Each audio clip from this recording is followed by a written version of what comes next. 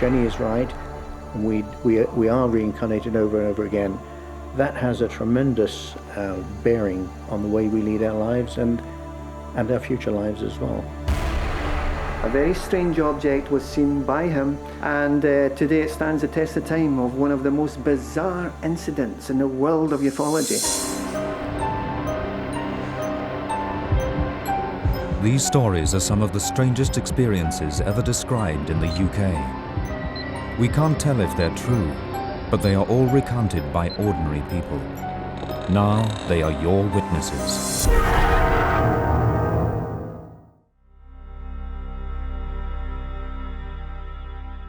When I was very, very young, I had memories of a number of past lives. Reincarnation, experience of a past life. A genuine paranormal experience, or a trick of the mind?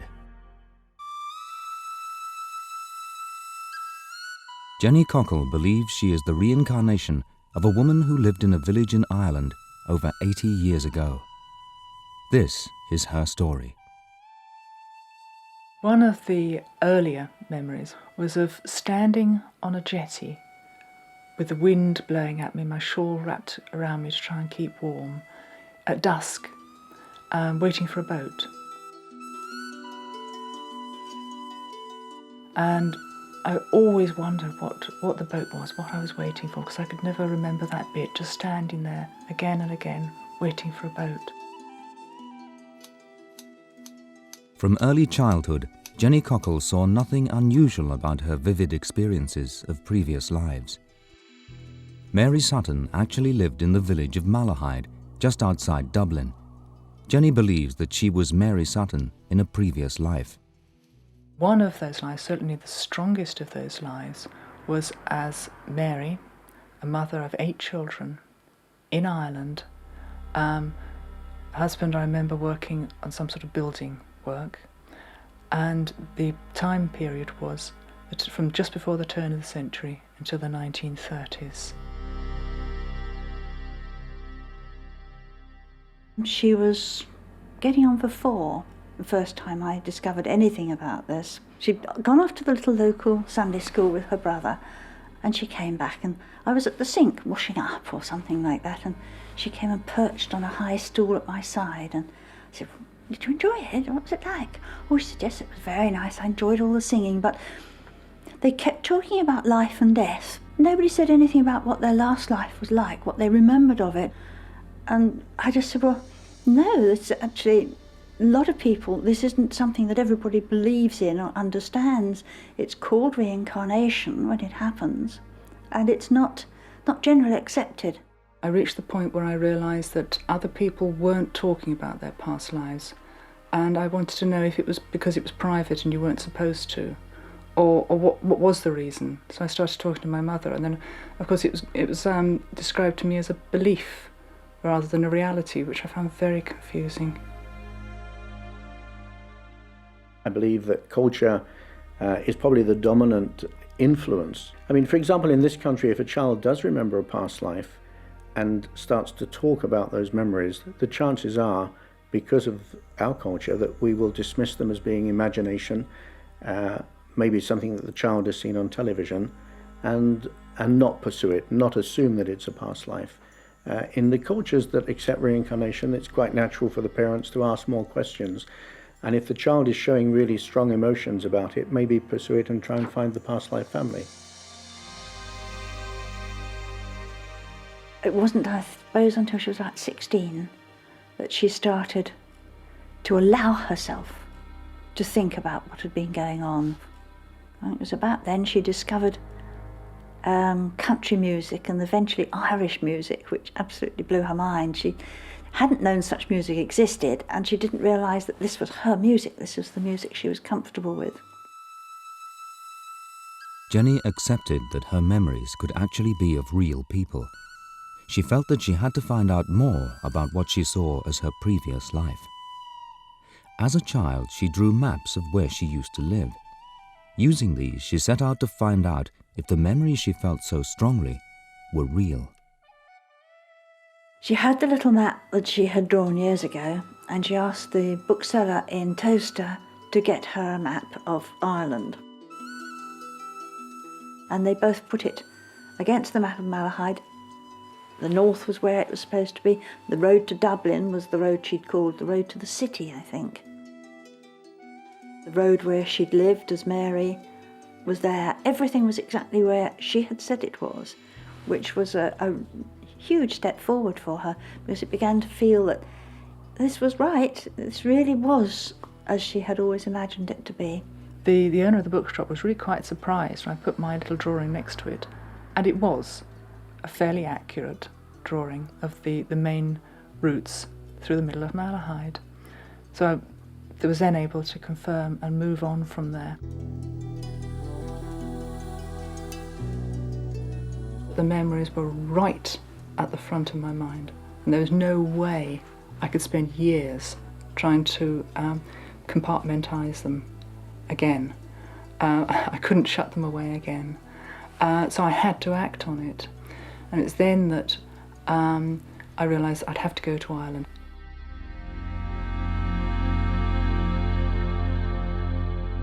Jenny now knew that the answer to the mystery lay in Ireland.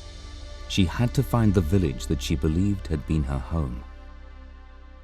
When I went back to Malahide, and I say back to, it was the first time I went in this body, but I was able to walk around through the village, recognise things. There's a sense of belonging that it was, or had been my home. It was like going back to my hometown. It was very easy to feel comfortable in Malahide. Once I was able to find where the cottage was and confirm that these were real people, as I had always thought, all the self-doubt was washed away, and I was able to then trace the family. Mary Sutton's short life in Malahide ended tragically at the age of 37. She left behind 5 young children who had to fend for themselves. All of the memories that I have a sense of unfinished business. Certainly the main thing with the life in Ireland, which finished early, was that is the separation from the children, not knowing what had happened to them, the sense of failing in my responsibility. So it was a sense of failure and guilt that carried over that I could not come to terms with. In Jenny's case, the motivating emotion was this feeling of unfinished business, and as she progressed in life and got near to the age when she died, that sort of peaked. Mary Sutton's children had been separated shortly after their mother's death. Jenny's extensive research finally enabled her to trace the family and bring about a bizarre family reunion. Strange when I met the children all together. I mean, they were in their sort of 60s and 70s by then. I didn't really recognise their faces very much, except Christy looked the image of his grandfather. Their characters. Frank was still very quiet and shy, and I still felt very protective towards him.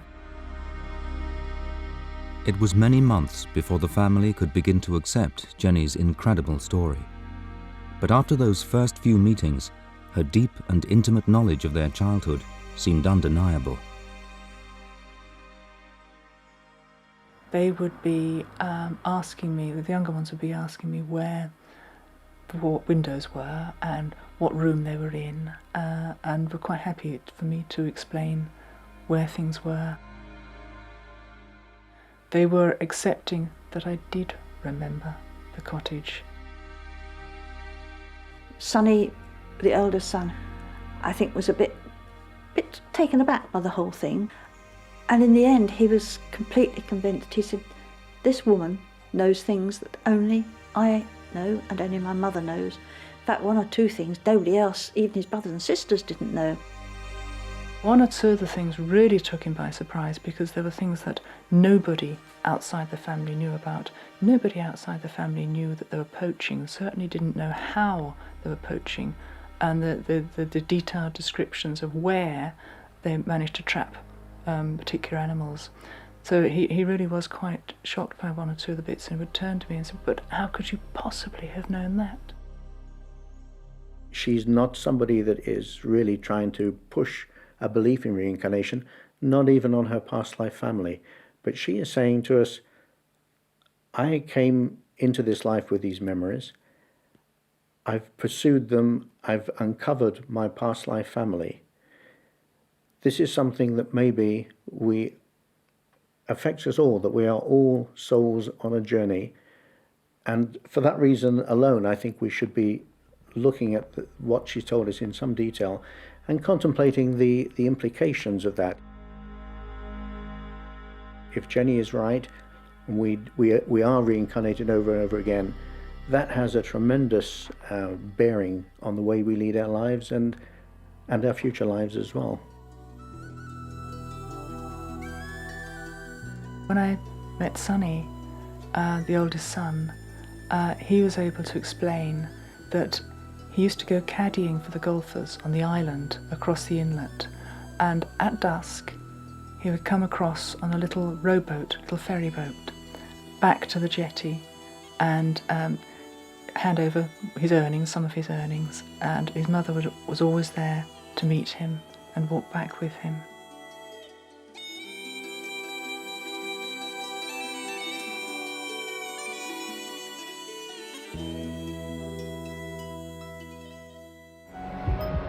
A very strange object was seen by him, and today it stands the test of time of one of the most bizarre incidents in the world of ufology.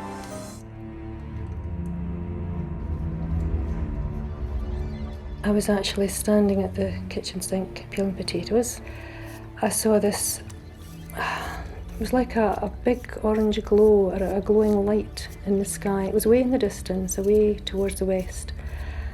And it was strange. I didn't pay it too much attention to start off with, but after a couple of minutes I realised that this seemed to be hovering. It obviously wasn't a helicopter or aeroplane or anything like that, but it was strange. It just seemed to come from nowhere and came up in an arch, but it was very precise in the way it moved, arching up there, and came up to about 90 degrees. When it got up to that point, as it started to move away again, another one appeared, just took the very same flight path, and then a third one appeared. There's no way any helicopter or aeroplane could have possibly moved like that. Something I've just never seen before. Don't suppose I'll ever see it again either. Barbara Gerard's story of strange things in the night sky will ring true to the many thousands of people who claim to have witnessed alien visits to this planet. But her story of lights in the sky may also be linked to another unusual encounter nearby. 6 hours before Barbara's sighting, forestry worker Bob Taylor was working in nearby woods. This morning I was doing my usual work at Decmont Hill. I walked out through the wood. Eventually we come to a clearing. I just couldn't believe what was in front of me when I turned the corner into this clearing. Bob described the craft standing in the clearing as a huge dome with what looked like windows and a large flange around the outside.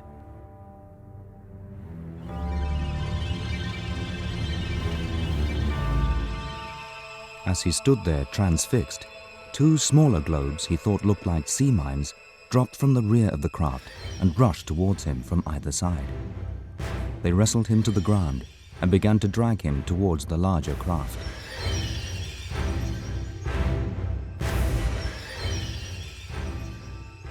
After that, I can't really tell you what happened. I just passed out.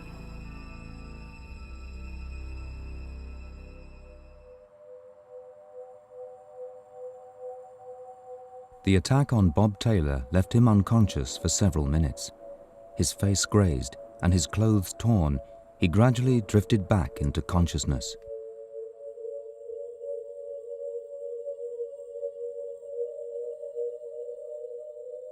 Bob could not recall what had happened to him. Exhausted and disorientated, he staggered home and managed to alert the police. With no other witnesses and no explanation for his condition, PC Bill Douglas of Lothian and Borders Police was treating Bob's experience as a case of assault. I went to see Bob on the Sunday at his home, and I could see he was still a bit shaken by his experience. But I asked him, "What can you tell me about this stupidity?" And I got a straightforward reply. He says, "I might think it was stupid, but something certainly happened up there." And I believed him, because all I was looking for was a reaction. That I believe what he told me was quite true. During the interview, I was quite taken with him. He wasn't trying to enhance the situation.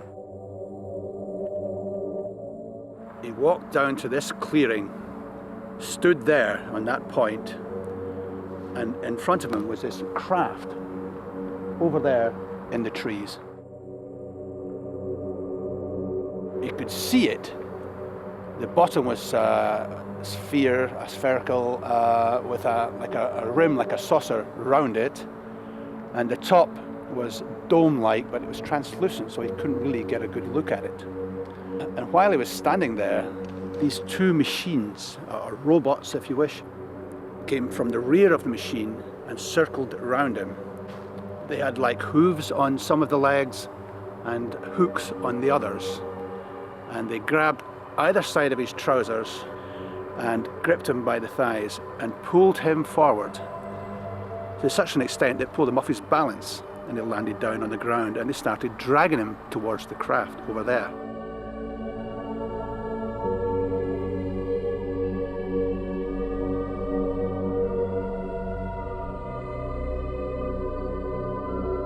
He was nauseated, he couldn't speak, he had a terrible pounding headache. These are totally different symptoms from your normal run-of-the-mill person who sees a UFO. This we're talking about is completely close contact with something unbelievable. It was the next morning when we heard it on the news. I wish you could have seen my husband's face. And that was when I decided to phone the police in Glenrothes. And they told me there was actually an incident room set up in Lothian. And the guy that was there, I'm sure, I know he thought I was an absolute idiot.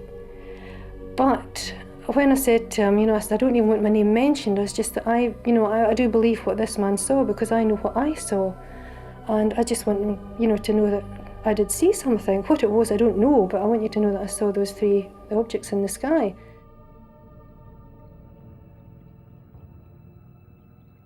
Barbara's story was unusual, but police were astonished by Bob's experience. When they examined the scene, they found strange indentation marks on the ground, which were recorded by an amateur cameraman at the time. Bob himself was over there by that big tree. The indentations in the ground, there was one down here and the other down here. The marks on the ground from the two spheres, the two mine-like spheres that actually attacked him, ran from behind here, behind these marks, and swung around both sides of the tracks and grabbed Bob over there, pulling him forward towards the machine here. Bob claims that he saw these two spherical objects which descended from beneath this larger object, rolled across the grass, making sucking or plopping noises on the grass, and pulled him, very, very forcibly pulled him at the hips towards this larger object. But the marks here were very, very different because it was like a scuffle. It was like you could physically see the distortion in the grass, as if someone had been dragged physically for about 2 yards. The grainy amateur footage was of little help to the investigation, but police continued to examine the site. I searched this area looking for something that might have picked this machine up, but there was nothing else out there, nowhere for it to go. There were no reversing away and there was no tracks driving away. The only way this machine that was sitting here, must have been of something like a couple of tons, could leave here was to go up through there. Well, after I'd finished interviewing Bob, we had some tangible evidence here regarding his clothing, which had been damaged in this assault. So I obtained the clothing from him, and we sent that off to the Forensics Department in Edinburgh for examination. The good thing about this particular case is the fact that not only do we have a witness who has seen something absolutely fantastic, we have in our possession the actual trousers that Robert Taylor wore on that eventful day on November the 9th, 1979. These trousers, they actually show rips on the left-hand side, on the right-hand side, just below the pockets. This is where these spikes, these rods, were emitted and grabbed him. These rips are consistent with the testimony of Robert Taylor. The result from the forensic department corroborated the fact that these machines had attached themselves to Bob's trousers and had pulled them up and forward, causing the rips. The large amount of physical evidence police gathered didn't help to solve the case. It was passed on for further investigation. The case was considered serious enough for CID to take over, so all I had to do was make out my statement and my sketch of this location here and submit it to CID. They treated this just like a criminal episode. They fenced off the particular area by a wire fence. They put a fence around it to stop members of the public coming in and destroying any evidence that was there, which clearly there were. Bob's attackers were never found. The police file remains open. I know they attacked me, but I don't believe they were there to do me any harm, you know.